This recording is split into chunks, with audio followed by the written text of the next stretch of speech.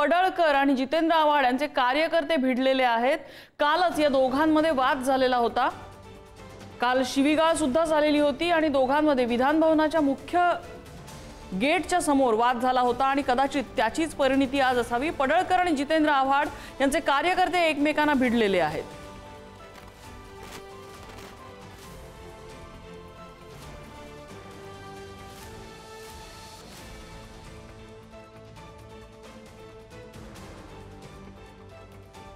गोपीचंद पडळकर ज्या वेळेला विधिमंडळ परिसरामध्ये येत होते त्या परिसरामध्ये कदाचित जोरदार घोषणाबाजी झाली असावी। पडळकर आणि आव्हाड यांचे कार्यकर्ते एकमेकांना भिडलेले आहेत।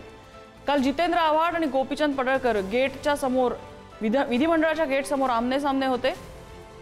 मात्र त्याच वेळेला काही धक्काबुक्की झाल्याचा, शिवीगाळ झाल्याचा आरोप हा दोन्ही बाजूकडून करण्यात आलेला होता आणि त्यानंतर दोन्ही कार्यकर्ते हे एकमेकांसमोर आले आणि ते एकमेकांना भिडलेले आहेत। पडळकर आणि जितेंद्र आव्हाड यांचे कार्यकर्ते एकमेकांना भिडले आहेत। विधिमंडळ परिसरामध्ये, विधिमंडळामध्ये, इमारतीमध्ये ही घटना घडली आहे।